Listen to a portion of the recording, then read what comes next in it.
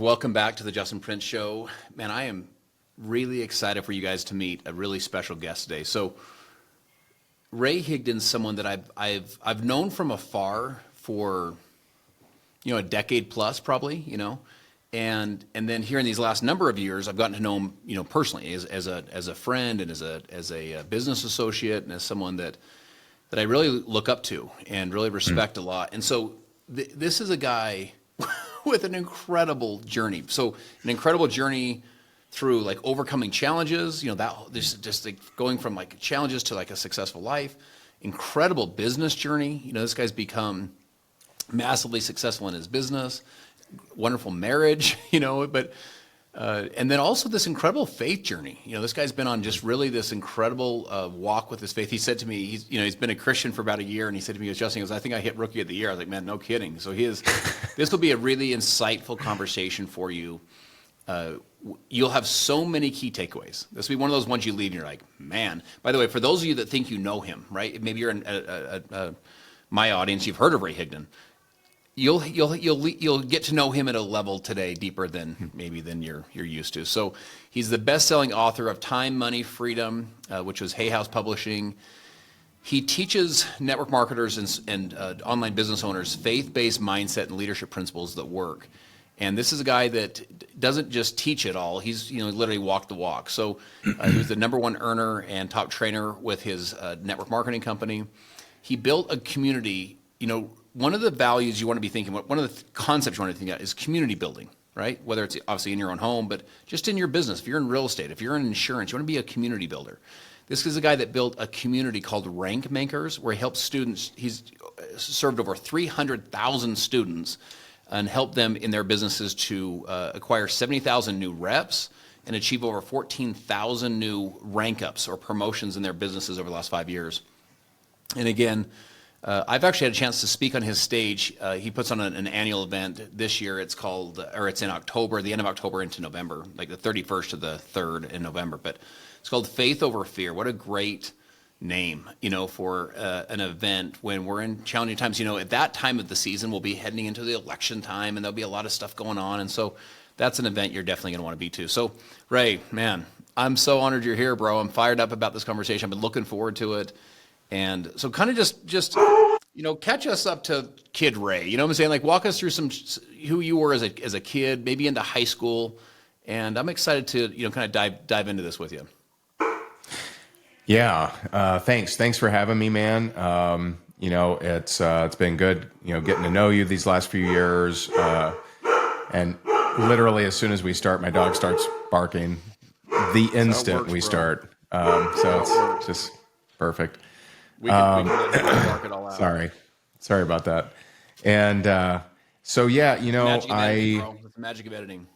Yeah, I didn't have the ideal situation growing up. My parents split when I was very young, and I stayed with my dad until I was 12 years old in a very abusive environment, and so. That's something that I later would learn to actually, and perhaps weirdly, be grateful for, in that it put me in doors I otherwise wouldn't have gotten into. And it also gave me a passion to help people who've been through some stuff and also help kids. We've raised a lot of money for kids over the years, and whether they're in foster care or different scenarios. It just gave me different things that I wouldn't have had. And, I do believe that, when you have there's many on here that'll listen to this that also have a big calling. And when you have a big calling, God's going to put you through some challenges that once you grow through, you're going to be able to serve more people. And, and that's just what it is. So because of that background, when I got in, by the time I hit high school, I'm just a total rebel, hanging out with all the bad kids, and I mean like really bad kids. But I was also a bad kid, so it's not like I was the angel. I wasn't. I didn't finish high school on time. My senior year, I was dealing drugs and doing them, and so I just wasn't the model citizen back then. Shortly after high school, I actually, one of my good friends' brothers was actually on trial for murder, and I had to go and testify at that trial. And How it old were was you at this point? that I was probably maybe 19 at that point. So I had gotten out of high school, and so yeah, I mean that's kind of who I was. Very rebellious, very I'll show you, So I love being doubted, and that carried with me for probably all the way up till about 15 years ago before I understood myself better and understood that that's a phenomenon I can turn on or off. If it serves me, I can turn it on. If it doesn't, I can turn it off. Versus it be an automatic program. And so, yeah, that kind of gets us through high school. Yeah. So at what point did you start to, like, one of the things about you that I've really admired is I feel like you've been, by the way, you do this for people you coach too. Like, even when you and I have had conversations, I watch you do it. I watch you do it as you coach people. But it's almost like, I mean, use the example. It's like you can rise up to 30,000 feet.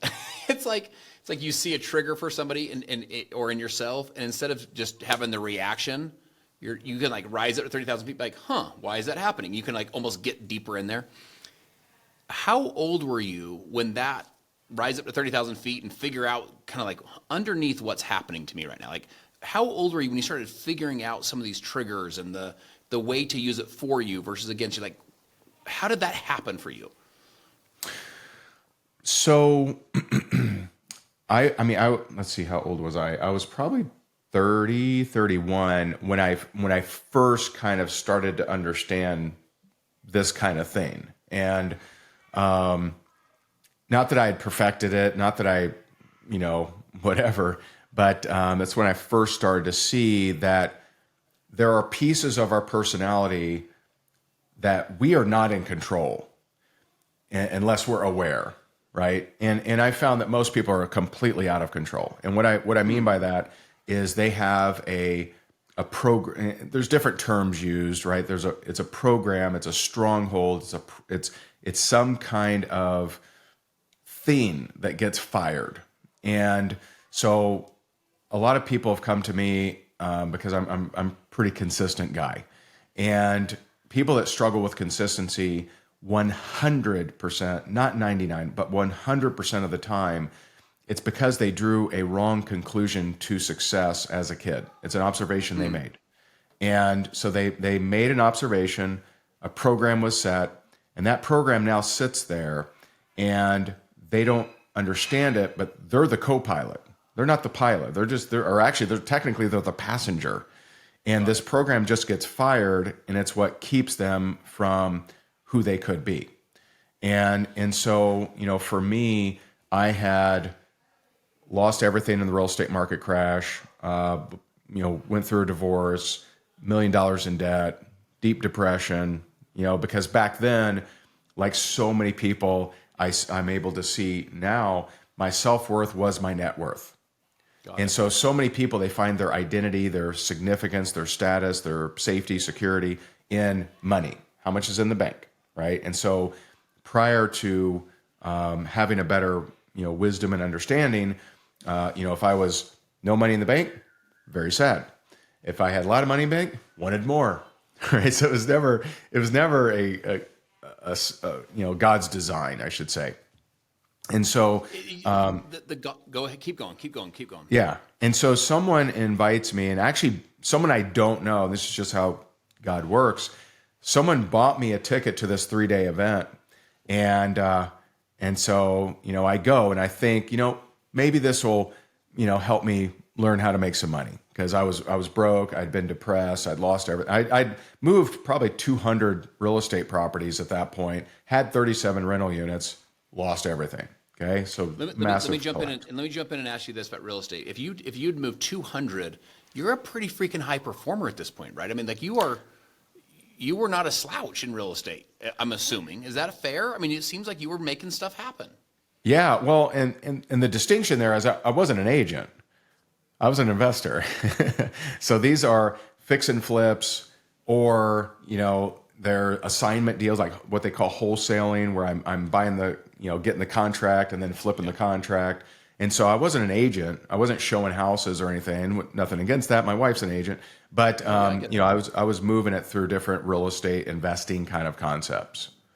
So I let me work dive into that, and I want to keep going on this. So I think the question I have at this point is, you were kind of a high performer, though, right? Like you've taken that no doubt. rebel without a cause thing, and been like, "Yo, I'll show you," and like you were showing up and performing again. In the net was the fall of the crash of '08 and the whole thing, but is that fair to say that you were like, "Yo, I was putting some points on the board, and I was making some stuff happen, and I no was doubt building some good high performance habits." For sure. And listen, if you're a high performer, that doesn't mean you don't have triggers. It's just my triggers push me to be a high performer. And so it's not, oh, if you're not performing, then you got triggers, right? No. We all have those. It's just, are you aware of them? And back then I was not aware of them. One of the reasons I did so good in real estate is because people doubted I could. And so I used to require doubt for me to perform at my highest level. That's not healthy, because what'll happen to people that require doubt is they will let that doubt get them to high success. But once they're there and no one doubts them, they'll lose interest. They'll change careers. Interesting. And that's what I had done throughout my life. I had done really well in different careers, but as soon as people bought in, oh, Ray's pretty good, I'm like, I'm out of here. I need that doubt. And I didn't know that. That's not a conscious decision, but just something in me just lost steam. And I'm just like, I don't like this anymore. And so the program would fire and say, go find out. And so I would go find out. And so I go to this 3-day seminar, and I'm like, you know what? I hope this helps me make money, because that's what I need more than anything. What it actually did for me is it helped me realize that I had repair relationship with Dad on a to-do list with no priority. I hadn't talked to my dad in 13 years. He had never met his grandsons, who at the time were 9 and 10 years old. And I had every reason. I mean, he was very absent in my life, and allowed a lot of stuff, to happen to me. It wasn't great. And, but I asked this question: if he died and I didn't at least try to connect with him, would that make me feel bad? And the answer was absolutely. And so on day 2 of that seminar, I reach out to him again. Hadn't talked to him in 13 years. And, long story short, I go up to Indiana. We create never anything perfect, but we create something out of nothing. And I come back home, and I was a different person. And the very next week is when I found that network marketing company, that I went on to become the number 1 earner of the company. And I just don't think that would have happened if I didn't have that dropping off of past resentment and bitterness and unforgiveness and all of those things. And so when people are stuck in their business, I can just tell you 100%, your business problem is a personal problem. And it could be linked to forgiveness. It could be linked to relationship. It could be linked to your triggers. But it's not, when you're stuck, it's not, I sure need a different script, or if only I had that app. It's a personal problem that you have to face. At what point in your career did you speak very openly about some really, really challenging times, really challenging things? I think it's one of the reasons that people relate to you at a deep level, because you're willing to be vulnerable. It's like it's almost a superpower that you have, that you're willing to talk about it. You don't wear it as a badge, but you're willing to say, yo, guys, I've been through some stuff.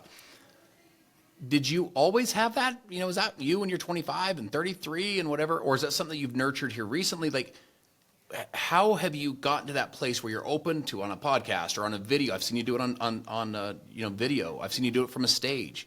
Sure. Really real with people and really vulnerable and really sincere. Is that a natural thing for you, or is that something that you kind of had to get over something to start letting that out there?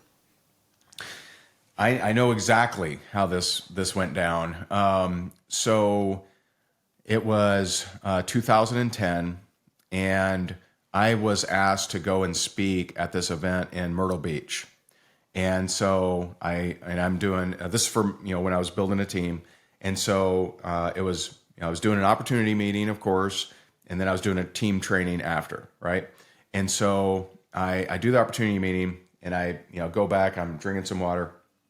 I'm about to do the training, and I get from my memory, it's the first time that I felt, and I didn't know what it was at the time, but it was the first time that I feel, at least, that God spoke to me.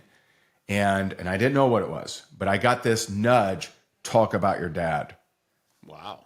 Now, I had never talked about my dad, never. Wow. And see, prior to that moment, I was always Superman. Look at what I have done, right? This is how you do it, with pure confidence and, like nothing wrong over here, right? I wasn't vulnerable at all. And so the interesting thing is, back then, I mean, I didn't grow up in the church. I listened to this voice.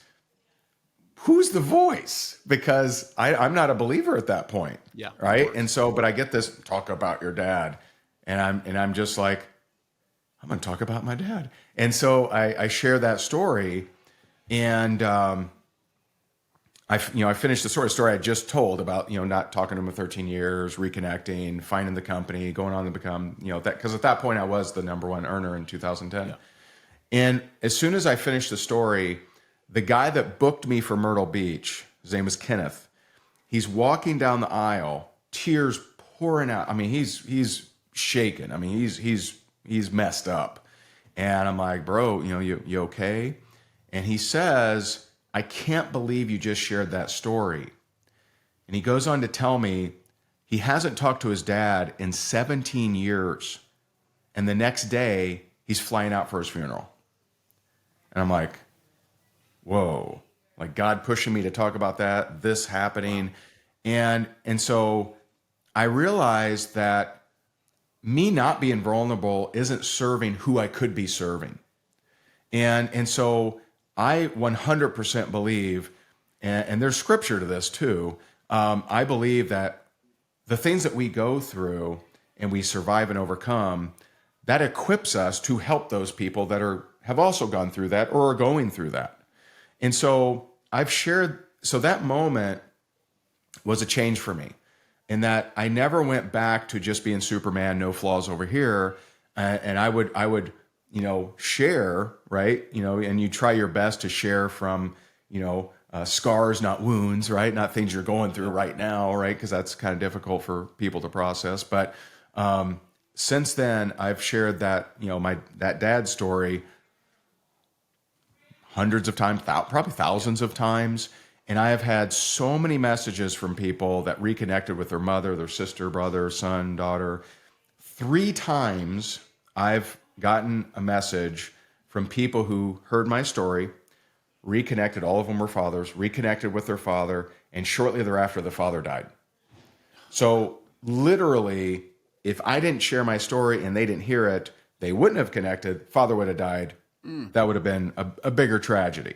And so I just encourage people to be vulnerable, because vulnerability, because you don't know the reaction to it, vulnerability is bravery. And, that's courage, right? Of you sharing something that someone may judge you for, someone may, you don't know their reaction to it, but that's when people feel connected. And I think a lot of leaders, especially in the network marketing space, are kind of high on their own supply, and they only share their wins and successes, and they're basically their own, PR agent. And that's when people in the crowd don't connect, don't relate. They think, well, good for them, but they don't relate. You need to find where have you struggled, because there's been places, there's been things you've overcome. Find those things so you can better connect and relate with people and give them hope. Yeah, I mean, one of my favorite Ray Higdon isms, if that's a thing, is to serve the person you used to be. Yeah. Man, you said it to me once. I was like, that is so, first of all, it's so concise and so well said. It sums up all the things you just talked about. It's just serve. So my friends, as you think back on these challenges that you've been through, right? So that baby that you had when you were 17, or that's right. that divorce, Amen. or that bankruptcy, or, yeah, that miscarriage, or, just these, the challenge you've had with your child addiction, and you didn't really want anyone to know because it just felt so vulnerable. And yeah. Man, And one very serve those simple people, thing there is, most people, most people are out good. there, they're looking for confidence. Well, confidence, that you're confident about the things you overcame, that you're confident about. Whether you like it or not, you're confident about what you survived and what you overcame. And so you have, like, the most extreme example I can think of. I have two friends that unfortunately lost both of them are sons, right? That's the worst. I can't think of something worse. I can't help them. I've tried consoling them. I've tried, giving them advice and stuff. Why? Because I don't know what it's like. And they know that, right? They're like, easy for you to say, buddy. And so what I would find is I would find resources of people who have lost a kid that have been bold and brave enough to share. There's a great Ed Milet, Granger Smith podcast. It's amazing. Talks about losing his son. I've shared that with him. That helped him. Because a lot of times people, they can't feel that understand them unless you've been them. And that's why the help the person used to be is such a good marching order. All right, so part of being vulnerable for me when I watch you is because you're kind of a buttoned up dude. I would almost say you're kind of serious. You're very, very driven, very focused, very consistent. I don't feel like you're out messing around. Like, I don't feel like you're goofing around all day long. I feel like you're like got some dreams, got some goals, making some stuff happen, leading at a high level. But like, you use humor, and I mean, not just like he smiles on stage. I'm talking like he'll do ads where the whole thing's in essence a spoof, right? It's like a parody. And I'm like, what? In other words, think of this. You're paying money to run an ad, right? So, hundreds of thousands or millions of views are going to watch this. They've never seen you before, and they see you as this parody, right? That to me is vulnerable. Just how have you used humor, and when did you give yourself permission? How did you give yourself permission to just, I don't know, be funny and loosen up a little bit and chill out and laugh at yourself and maybe even laugh at your profession a little bit or whatever the case might be? Like, how have you used that? How did you give yourself permission to use that as one of your gifts to connect with people? Yeah. You know what? That actually comes from one of my mentors. He passed away a few years ago, Mark Hoverson. And, so Mark was, he was incredible. He was just a great mentor to me. And I remember we were hanging out one day and he goes, dude, you're funny, but no one knows it. And he's like, you need to use that more. Like closet funny. Yeah. And he's like, dude, you're funny, but no one knows that. And so I kind of thought about that. I'm like, yeah, maybe I should start using that. And so that kind of, having a third party person tell me that kind of gave me a little bit more permission. So I started using it a little bit. I started noticing people really like that. This weekend I was speaking in Deerfield Beach and I had this one table just cracking up the entire time. It was great. I need to bring them with me wherever I go. But, I just think that, don't take yourself too seriously, man. I just think there's power in that of, just, if you have that, don't try to force it, right? If you're not funny, I would be careful trying to force it. But Yeah. if you got even a little bit of that, it breaks it up. It makes it different. It makes it unique. It makes people more easily remember you and your lessons. And so, yeah, I have to give credit to Overson. He's the first guy that told me that, and that kind of from that day forward, I tried to use a little bit, and sometimes I use a lot. Sometimes depends on the topic. Yeah, of course.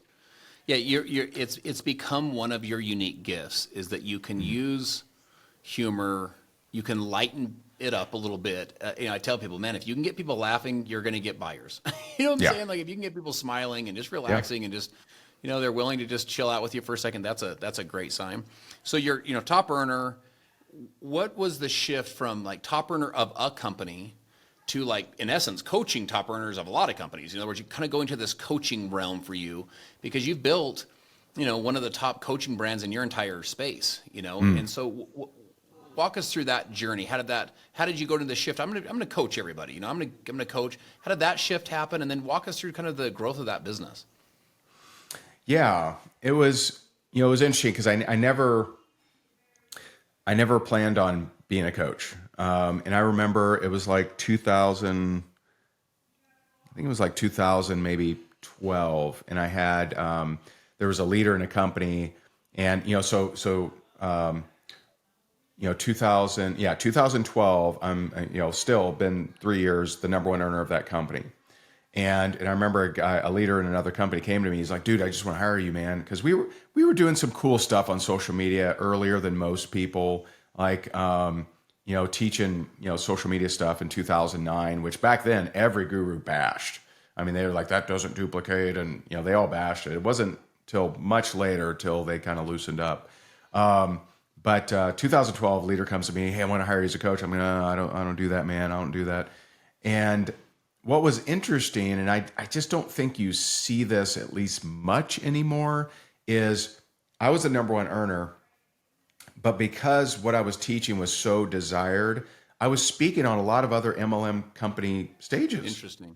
Like they knew I was the number one earner, but they just like, "Man, our people need to learn what you guys are doing." Like, will you speak? So I was being hired to speak on these different stages while being the number one earner. That's unique.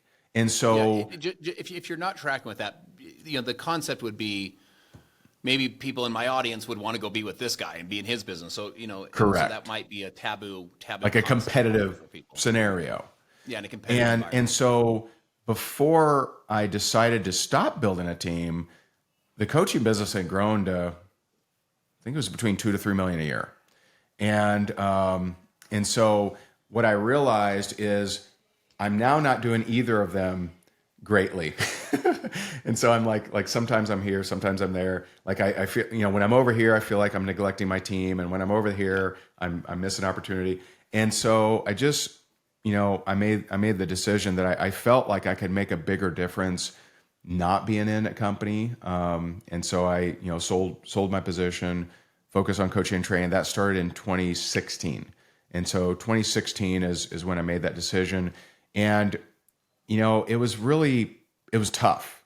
And so it's funny because 2016, okay, I'm no longer building a team, no longer recruiting, no longer doing, team calls. I mean, I'm doing some coming as the outside guy, team calls, but not my team.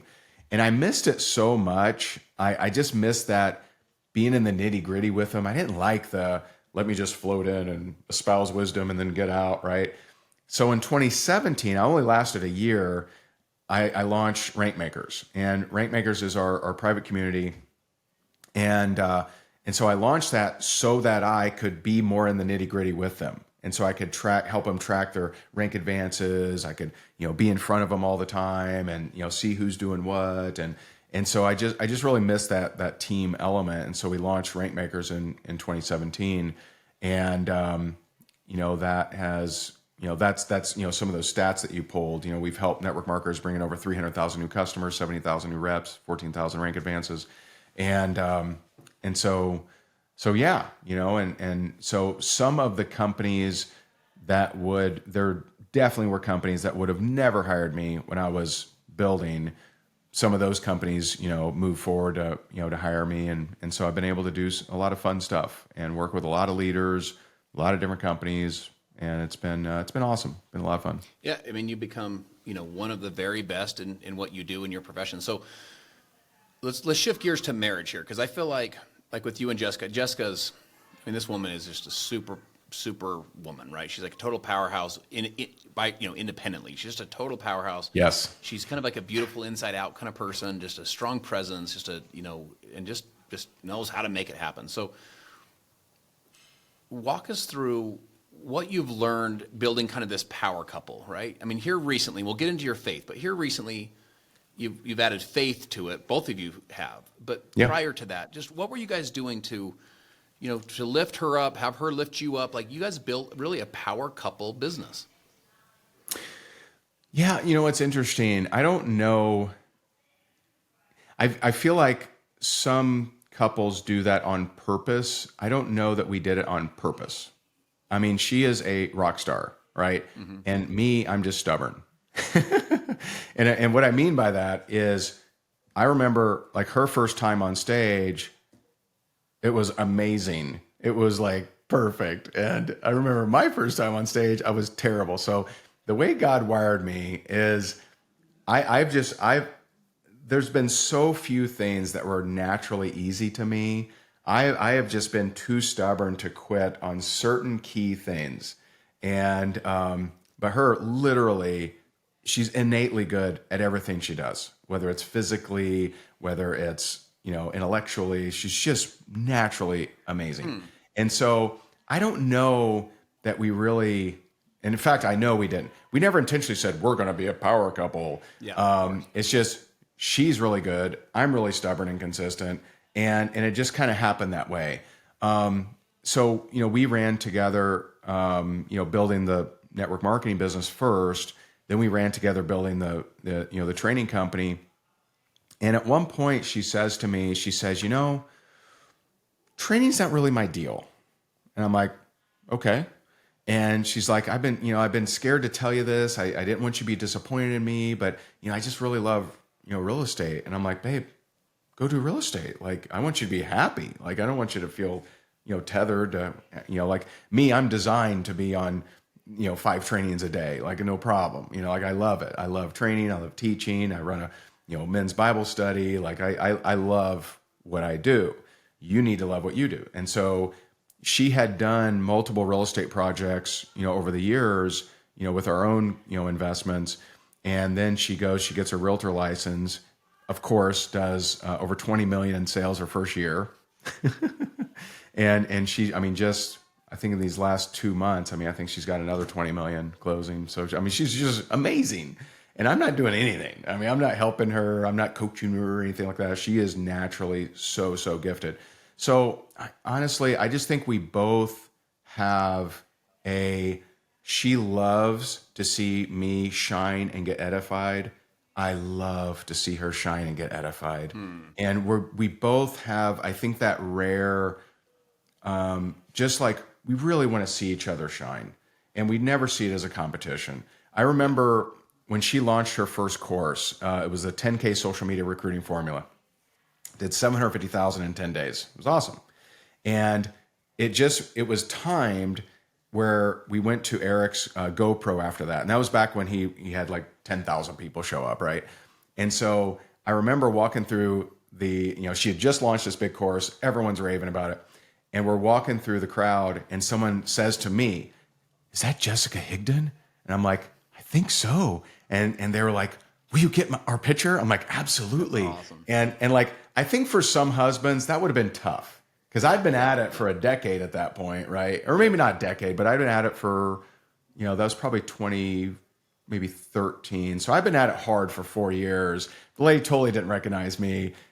I loved it that she was, in that moment, not in my shadow or anything like that. Like I just loved it. And I think we both have that rare trait. I think younger Ray wouldn't have been able to handle that. Younger Ray would have been like, "Well, I'm important too," And so I think we both love each other getting edified and getting in the limelight.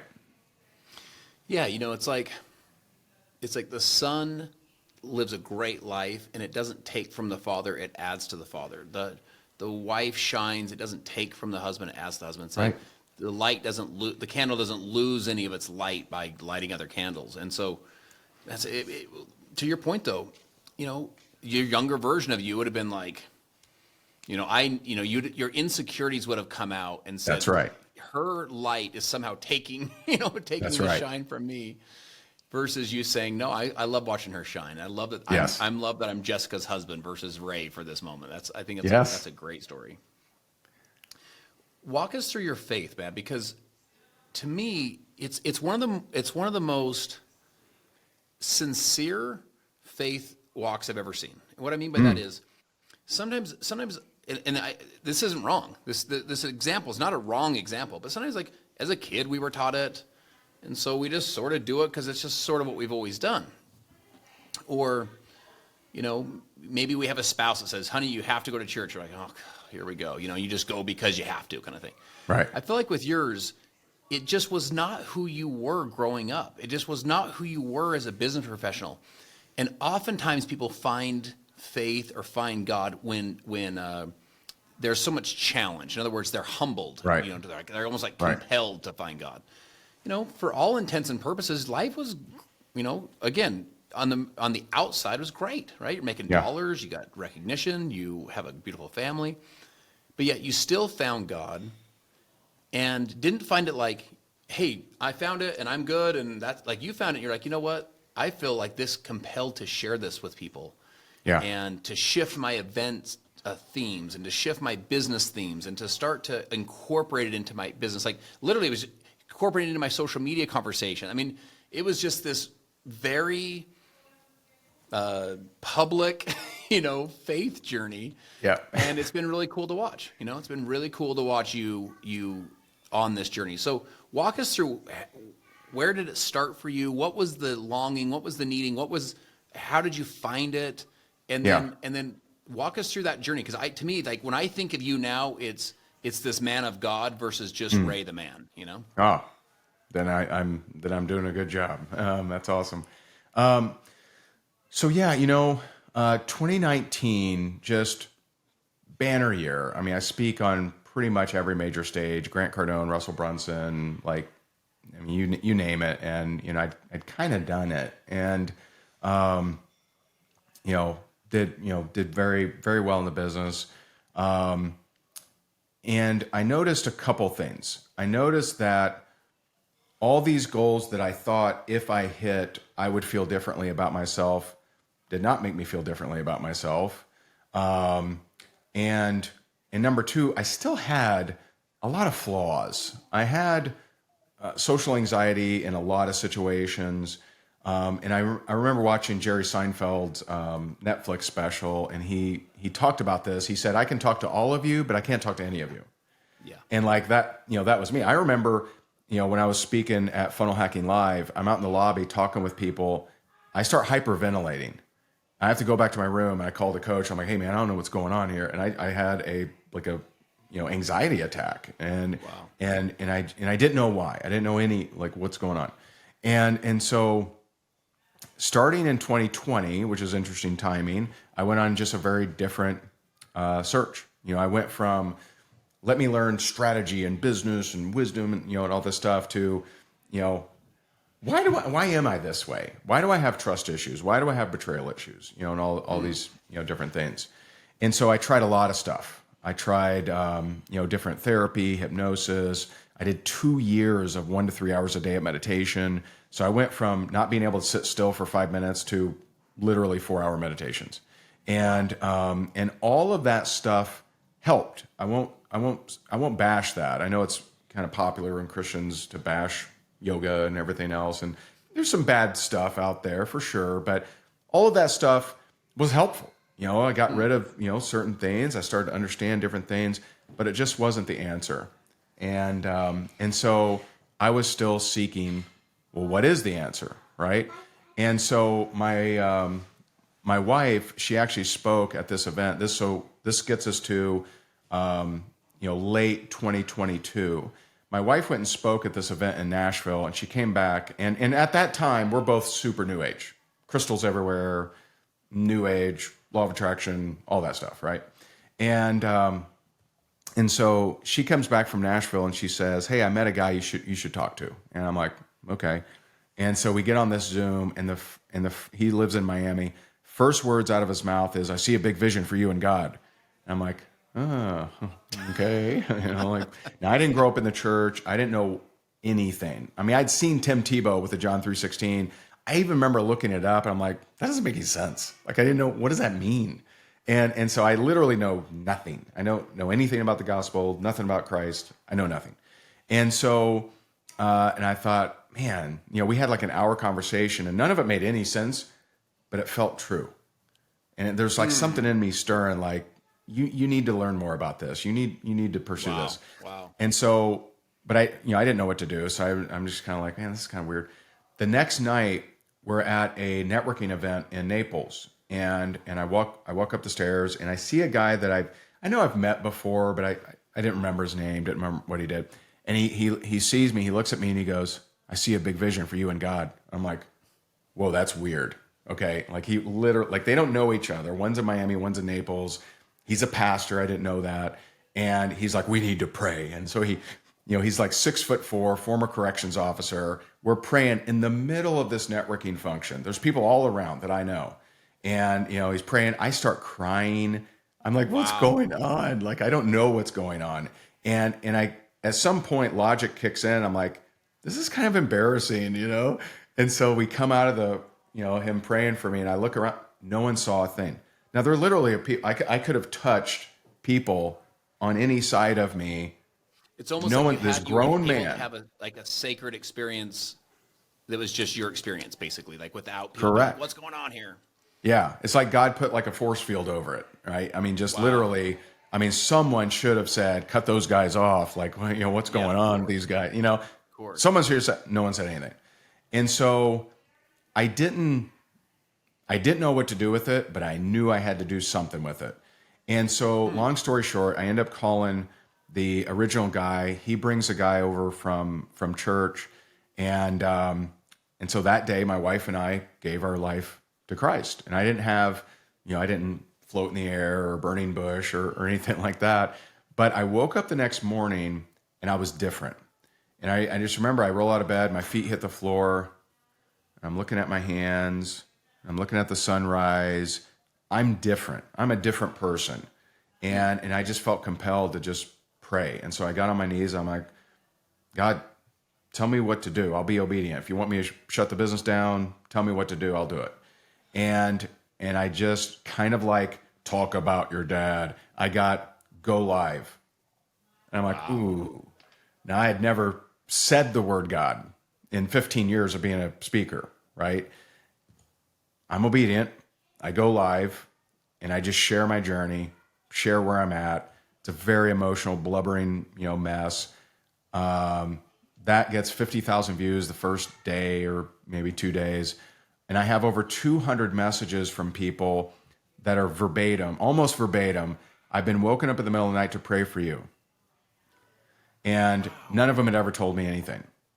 And so I just see how much God was working on me all these years to prepare me in all these different scenarios to walk in this faith. And so since then, I have, like you said, incorporated into everything that I do. We changed the name. We ran a business event for 10 years, changed the name to Faith Over Fear.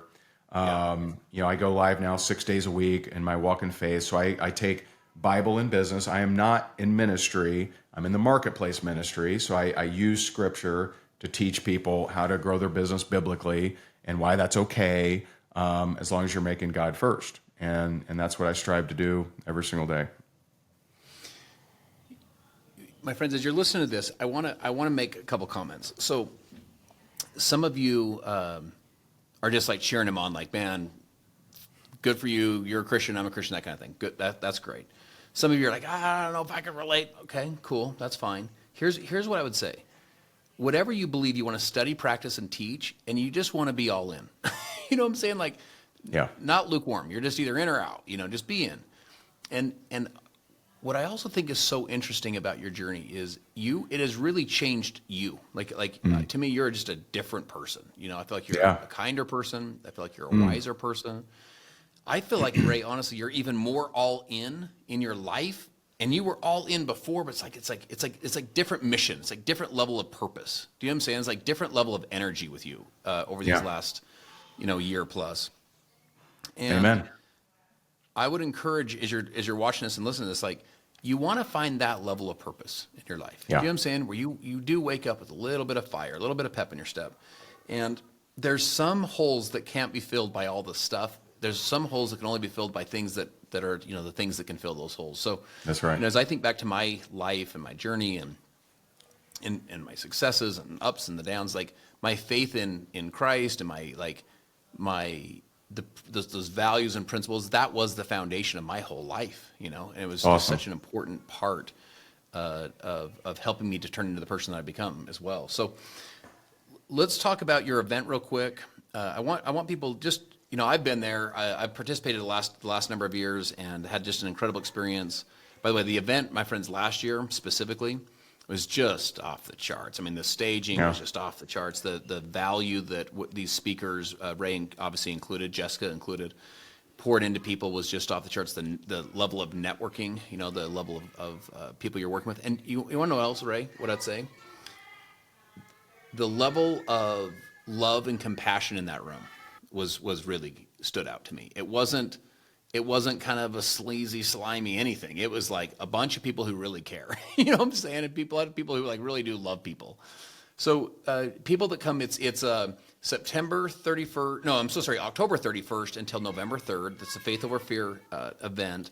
Walk us through what that experience looks like for people that are looking to, in this case specifically, maybe build a network marketing business or an online business. Walk us through what they can expect at that event and why that's such a life-changing event for the people that attend. Yeah, thank you, and thank you for all of that. And you have just crushed it on stage, did a fantastic job. But yeah, Faith Over Fear Business Summit, it is a business summit, right? And so it is, yes, we'll have worship music in there. Yes, we'll have a lot of biblical references and God references, but it is a business summit because, I believe like you're seeing this movement in sports, right? You're seeing, Brock Purdy, CJ Stroud, you're seeing more and more people than I've ever seen, talk about Christ, talk about God. And so there's, God is moving, right? He's moving in sports. And I think Billy Graham predicted that the biggest movement will happen in the marketplace. And I would say that I don't think that's happened, and so our event is not who's got the coolest outfit on. All right. Mm-hmm. I mean, there'll be cool outfits, right? Who's got the most watches, or the most Lambos or whatever. So if that's your level of like, that's just where I'm at. I just want to hang out with, like the really sharp dress, people. Yeah, there'll be sharp dressed people, but it's people on a purpose, right? They see that, I see that, my job is to be that city on the hill that cannot be hidden, to shine my light so bright that people wonder the glory, the hope of my glory. Like, why is he filled with hope? Why is he so generous? Why does he, forgive people that don't deserve it? Why does he love people that hate on him? Right. And so just to be that different person and to glorify him in everything that I do. So as a representative of God in this gift that I've been given called life, I want to bring glory to him, and that's the type of people we're serving, and we want to help you build an incredible business. The Bible tells us, right? Deuteronomy 8:18, I give you the power to get wealth. Ecclesiastes 9:16, the poor man's wisdom is despised, his words are not heard. Right? So we're told it's okay to have money, just don't have money have you. And so we want to teach you how to grow an incredible business with incredible profits to impact an incredible amount of people while honoring God, while edifying him, while what's lifted up the most is our Heavenly Father, not the gorgeous Lamborghini, right? Yeah. And I think that network marketing has just had this thing from the outside that it's a lot of show and a lot of this and that. And it's network marketing is such a wonderful profession where you literally can't reach the high levels without serving others. Yeah. And that's what we're called to do. We're here to be the salt and the light. We're here to serve others. And so we just want to help people do that at a large level while bringing glory to him and learn, what are biblical, principles that can help them with that. And so that's what we do at Faith Over Fear. Yeah, that'll be one of those events that's a life-changing event. The caliber of training, the caliber of people, the caliber of networking in the hallways and in the dinners and lunches is just off the charts. So if you're in that profession, I'd encourage you to make sure you're there. But Ray, brother, just appreciate I appreciate your vulnerability, appreciate your willingness to put yourself out there, put your faith out there, put your pains and challenges you've been through out there, and just show up and serve people at a high level. It's one of those things where, a few months ago I was going through a really, really challenging business time, and Sure. Who do I get a call from? You pick up, you're like, yo, what's up, man? How you doing? Like, let me help you out. And that to me it's one of those things to talk a good game. You guys know how it is. Like, hey, if I can ever help you, let me know. And it's another thing to be there when someone needs an encouraging word. So just want you to know I appreciate that, bro, and man. respect you a ton. So thanks again for coming on. What an honor to have you, and excited to let people hear this. And make sure you guys share this. Make sure you like and subscribe and just do all this stuff. But this will be one that I think you'll want maybe that 15-year-old kid that's struggling. Maybe your friend that's 27 that's going through some stuff. Maybe your friend that's 53 that's down on their luck. They need to hear this and remember there's real hope out there, and there's real light and real future. So Ray, thanks again, bro. Thank you for having me, man.